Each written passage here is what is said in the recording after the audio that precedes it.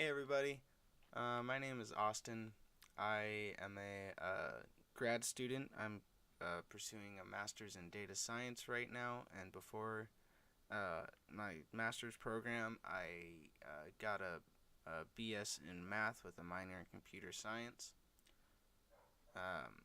And I am just responding to a Reddit post I read earlier this morning, asking, it was on, I think, Learn Programming or something, and it was asking about Leetcode problems, and it was asking if there was any tutorials that went through these Leetcode problems and worked through them.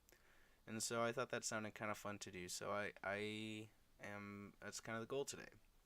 And so I'm starting with a pretty easy one today. The power function. It's an integer power function. So we can see here in the code, we see x is a base of the exponent. X is a floating point number, and the actual exponent itself is an integer. And that makes things kind of nice for us. I think that's why this is labeled it says a medium problem, but it makes things kind of easy for us because we don't have to worry about floating point exponential values, which are a little more tricky to deal with. But um, with integer power function, we can just use a loop in essence. So I just want to let's get started here. I just wanted to go over, I guess, the inputs and what the output is supposed to be. So like I said, x is a floating point number between minus 100 and 100. And then n is a signed integer. So that's really important because we it is actually the examples outline it pretty well. We have the normal, like 2 raised to the 10, 2.1 raised to the 3, but then we have 2 to the minus 2. So what does that mean? And this explanation here is kind of nice, and it breaks it down. So we basically reciprocate the 2, and then we can remove the negative from the exponent. So that gives a pretty good hint as to how we should tackle this. So let's go ahead and get started. First thing I want to do, though, is create a constructor for this solution class.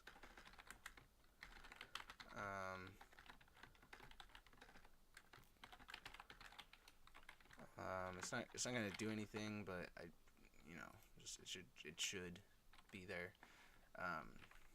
And then this is going. So let's create our number. So I'm gonna call it result, this is going to be the number equal to x raised to the n. So we have our result is equal to 1, and now being kind of naive about it, let's start building our loop. So we want to say for I in range of n. So this is in the case that n is already a positive number, and for I in the range of n, we want to say result times equals x. So what does this do? So result obviously is our result. X is the base of our exponent, and we're doing this n times. So that should kind of outline what's happening here. So at each iteration, we're multiplying result by x, and then we're setting that that number back equal to result. That's what this times equals here. You can also do like plus equals or minus equals or any other I think most other operations, but so this is if n was a positive number, then the result, we would just want to return result. That's totally fine. But if n is negative, we can't iterate through a negative, a list of negative numbers. Well, we can, but we don't want to, I guess, is a better way to say that. And so an easy way to combat this is I'm going to create something, basically a tag, a variable that's a Boolean variable, and it basically will describe whether or not n is positive, n is negative. So I'm going to start it at reciprocal equals false, or reciprocate, recip equals false. And I call it that because this is going to determine whether we reciprocate the base, right? Or whether we flip it 1 divided by the base instead. But we're going to start that as false. So we're going to first assume that that n is a positive number. And then we want to do a quick check just to see if n is negative. Then we want to set recip equal to true. And then what we also want to do is n we want to set to negative, or we want to make it negative basically. And we can kind of do the same thing here. There's a couple ways to do that, but I'm just going to multiply it by -1 and set it equal to the result. Now at this point we have our reciprocal tag, and we have the proper n, and so basically now all that's left to do is we have this result, but and we have this part. We have this result raised to the power to the positive of the positive version of this n right here.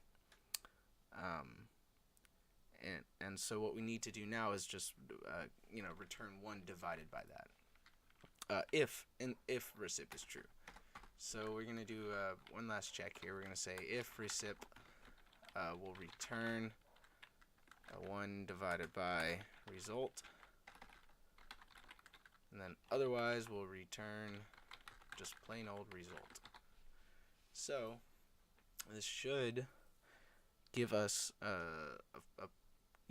the correct answer. So let's just kind of run through this function and see if we've hit everything. So we have this result here. That's going to be our final result, our number. We have this reciprocal here, which is at this point assuming that n is positive. If n is not positive, then we change this reciprocal to be true, and then we multiply n by -1 and reset n to that value. So that's exactly what we're doing here. So we're going from the base to a negative exponent to the reciprocal of the base with the denominator raised to the positive of the exponent. And that's, kind of a nice, it's kind of why this function is so nice. And so here we're just returning stuff. And then I also want to make a test function. What this is going to do is just going to say, it's going to print input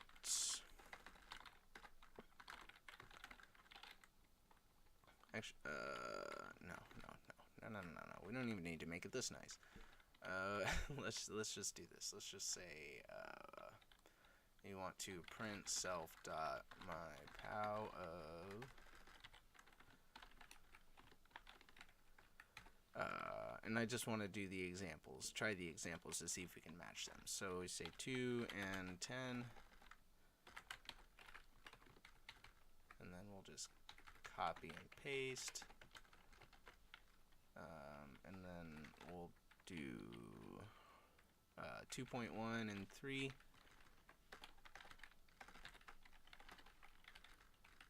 and then this is going to be -2, 2 to the -2. So now let's go ahead and create a solution variable, or solution object rather, and then we're gonna go to the solution object. We're gonna call test, and that should test our function. So let's see how this works.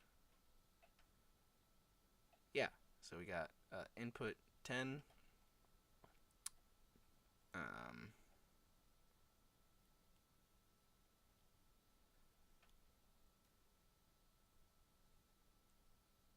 Oh, I see. So it tested my function for me. Okay. Well, yeah, so that's about it. I mean, that completes the challenge for this one. Thank you for watching. If you have any questions, please feel free to send me a message or leave a comment. And don't be afraid to send suggestions for future problems for me to try. And have a great day.